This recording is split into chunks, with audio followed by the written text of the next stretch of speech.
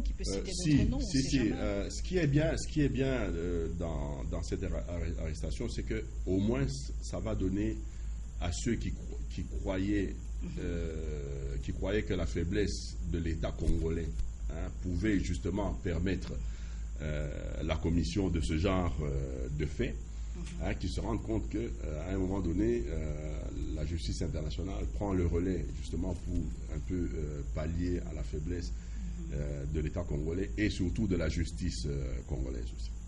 Et par rapport aux pressions que subit l'État congolais pour Bosco Ntaganda, Human Rights Watch exige qu'on remette Bosco Ntaganda dans le domaine de la justice. Nous ne devons même pas attendre que Human Watch insiste. Il y a un mandat qui est émis contre un kidam qui s'appellerait Bosco Ntaganda pour des faits graves qui lui sont reprochés, et le gouvernement de la République estime que pour des raisons de paix, le prix de la paix, je ne pense pas que cette façon-là de voir les choses soit juste. Ce monsieur a commis des faits graves. Il y en a qui sont en train de croupir à La Haye pour moins que ça. Et vous pensez à qui personnellement? Donc, il y a des petits frettins à La Haye, les Goujolos. Il a commis des atrocités. Monsieur Gérard Toufa, c'est pas un petit fretin. Thomas Lubanga. Mais je ne sais pas si comparé à ce. Non. Comparaison n'est pas raison, ils sont tous. Non, ne comparons pas. De toutes les façons, là où il y a eu un mort ou 100 morts, il y a eu des morts. Il y a des morts. Et un ou 1000, c'est la même chose. Ces crimes-là, ça doit être puni. Voilà, c'est ça. Revenons au MLC, M. Jean Toumba. Alors, comment se porte M. Jean-Pierre Bemba à La Haye? M. Jean-Pierre Bemba se porte très bien, physiquement et moralement. Et son procès qui tarde à venir et tout ça, où nous en sommes maintenant? Je crois que le 19 de ce mois, il y aura une audience de mise en état pour fixer un chronogramme du procès, mais on attend toujours que l'appel que la défense de Jean-Pierre Bemba avait introduit quant à l'irrecevabilité au niveau de la Cour soit prononcé. Mais néanmoins, on a vu dans les audiences qui se sont déroulées récemment que, encore une fois, le procureur Moreno, qui a fait arrêter le président national du MLC, Jean-Pierre Bemba, depuis maintenant plus de 2 ans, estime qu'il lui faudrait encore plusieurs mois. Donc c'est comme si le dossier n'était pas encore bouclé. Il a toute une flopée de témoins qu'il voudrait faire passer. Alors c'est sur tous ces aspects-là que l'audience du 19 va se pencher pour déterminer le temps de parole de chaque partie, le temps de parole de l'accusation, le temps de parole de la défense et le temps de parole, le temps qu'il faudra à la Cour pour se prononcer. Et votre rapprochement avec le DPS, comment vous expliquez ça? On dit que le MLC se rapproche trop de l'UDPS. Vous voulez... je ne sais pas là où vous avez entendu ça. Je suis journaliste, donc... De toutes les façons, l'UDPS est un parti politique de l'opposition avec qui nous collaborons. Donc maintenant, ce n'est pas plus maintenant qu'avant. Ce sont des partenaires. Nous sommes en contact permanent. Nous échangeons beaucoup. Et nous examinons évidemment les possibilités qui peuvent... Il n'y aura pas genre... Alliance UDPS, MLC. Qui sait? Bon, pour les prochaines... au deuxième tour alors. Qui sait? C'est possible. C'est possible pour le deuxième tour. C'est possible. Alors là, nous prenons un autre volet, c'est le volet des 5 chantiers. Les élections, c'est en 2011. Le bilan, selon vous, des 5 chantiers, ça. Ne faites pas de l'opposition pour de l'opposition, mais donnez-nous vraiment les résultats, les faits, les constats que vous avez par vous-même en tant que citoyen congolais. J'aurais bien voulu qu'à côté de moi, il y ait quelqu'un de l'AMP. Parce que eux, étant donné qu'ils ont tous les verrous du pouvoir, étaient mieux placés pour dire quel est le bilan qu'eux-mêmes font de leur action. Je me réjouis d'avoir lu hier dans le Soft un article sur ce qui s'est passé à Kakingakati, et l'honorable Kincaid avait repris un passage qui m'a édifié. En 2008, au mois de mai, à un conclave de l'AMP, l'honorable Katumba avait tiré la sonnette d'alarme en des termes on ne peut plus crus. En 2008, donc à mi-mandat. À mi-mandat, le bilan qu'il faisait dans son conclave-là, c'était que jusque-là, rien n'avait bougé. Il avait même attiré l'attention de ses collègues en disant, si ça continue comme ça, nous allons nous fracasser dans les murs. Et donc, je crois que ça, c'était honnête de leur part, parce qu'effectivement, c'est ce que nous, on disait à mi-mandat, après Gizenga 1, Fumuzito. Maintenant, je crois qu'il leur appartient de faire l'évaluation de 2008 à ce jour. 2 ans se sont écoulés, pendant qu'à mi-mandat, il n'y avait rien. Est-ce qu'aujourd'hui, il y a eu quelque chose? Oui, honnêtement, on peut dire qu'il y a eu une petite évolution.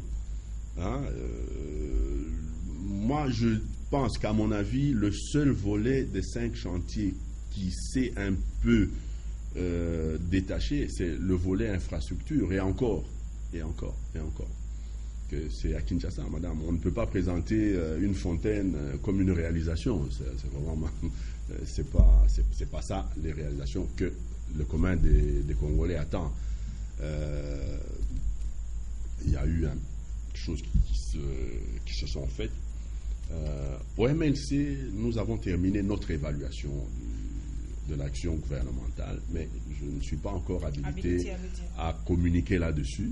Le moment viendra où nous ferons une grosse communication de l'évaluation de l'action gouvernementale. Madame, vous serez édifiée secteur par secteur, avec des pourcentages du taux de réalisation. Nous avons été partout, nous avons des données, et nous savons exactement ce qui a été fait. À quel niveau c'est fait? Je crois que ce document pourra même aider nos amis, parce que je ne pense pas qu'ils aient, eux, pensé à faire cet exercice. Mais globalement, madame, nous disons, et on le répète, que les 5 chantiers, ce n'est qu'un slogan de propagande. Parce que si vous prenez le volet eau, électricité, madame, est-ce qu'il y a de l'amélioration? Est-ce que la desserte en électricité s'est améliorée dans la ville, dans le pays? Est-ce que les habitants de Massina, j'ai entendu dernièrement qu'il y a un quartier de Massina, ça fait 5 ans, madame, ils n'ont pas de courant. Est-ce que la desserte en eau potable s'est améliorée dans la ville de Kinshasa, dans le pays entier? Pardon de Kinshasa parce que nous sommes à Kinshasa, madame, mais quand vous sortez de Kinshasa, j'ai eu l'occasion de faire deux fois très récemment quelques régions de l'Est, Bukavu, Beni, Butembo, Bunia. Mais ces gens-là n'ont jamais entendu et n'ont même jamais vu ce que c'est les 5 chantiers. Parce que ça leur passe par la tête, c'est un slogan. Pour eux, rien n'a changé chez eux. Ils sont toujours dans les mêmes conditions, rien ne s'est amélioré. L'année qui s'achève ici, c'est l'année du social. Est-ce que vous avez vu du social? Vous avez vu une amélioration? Non, on a quand même atteint, M. Jean Toumba, le point d'achèvement. Mais le point d'achèvement, madame, parlons-en. Le point d'achèvement, qu'est-ce que c'est le point d'achèvement? Expliquez-nous. Le point d'achèvement, c'est un processus.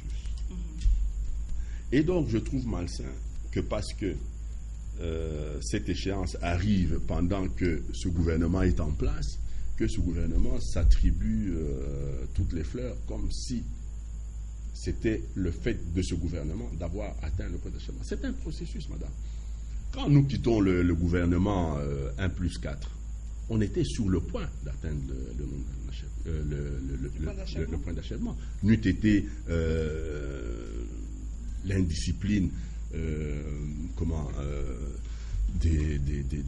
des autorités de ce pays, surtout à la veille des élections.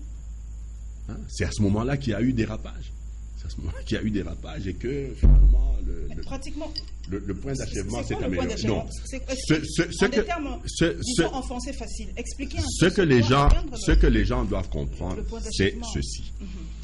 C'est des conditions qui sont définies par les bailleurs de fonds pour permettre à ce que les pays pauvres, qui étaient très endettés, puissent bénéficier d'un allègement de l'ordre de 90% de leur dette.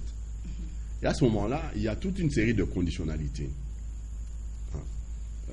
L'amélioration des dépenses publiques. Nous, ce qu'on nous reprochait, c'est la discipline dans l'exécution du budget. On ne l'a pas. On vote un budget, c'est un chiffon, et après, dès qu'il est voté, à l'aide de la majorité mécanique qui est à l'Assemblée, après, on fait n'importe quoi. On ne respecte pas le budget. On ne respecte pas, on fait n'importe quoi. Et donc, on a posé certaines conditionnalités. Mais le point d'achèvement tel qu'il a été atteint par la RDC, madame, ça ressemble à une décision politique. On ne peut pas dire que tous les critères qui avaient été fixés pour l'atteinte du point d'achèvement ont été remplis. Parce que si c'était rempli, pourquoi aujourd'hui revient-on à conditionner l'aide budgétaire par l'amélioration du climat des affaires, qui était une des conditions pour l'atteinte du point d'achèvement? Et quels sont les autres pays africains qui ont atteint ce point d'achèvement? Il y en a beaucoup qui l'ont atteint avant nous, certains pays voisins, certains pays de l'Afrique de l'Ouest. En fait, ces facilités font que, au lieu que vous soyez assujetti au service de la dette, c'est-à-dire chaque année, avant que nous ayons atteint le point d'achèvement, chaque année, nous devions payer X millions de dollars au service du remboursement de la dette sur le capital et sur les intérêts. Maintenant que c'est allégé, on vous dit, OK, maintenant, ne payez plus ce que vous devez payer au service de la dette, mais utilisez-le en interne pour des projets sociaux, tout ça. Mais avant de se réjouir, il faudrait même savoir quelle était la hauteur de ce qu'on payait pour le service de la dette. Et c'était combien? Je crois qu'annuellement, c'est quelque chose qui ne doit pas dépasser les 400 millions de dollars, je crois.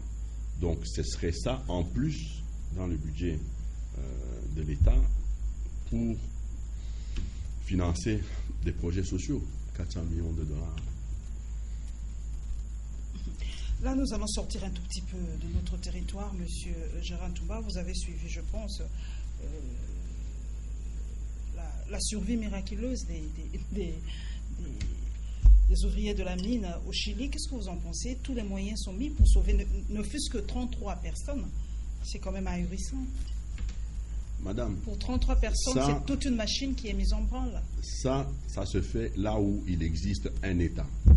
Là où il existe un État qui est organisé, qui gouverne et qui remplit une de ses premières fonctions régaliennes, la protection des personnes et de leurs biens.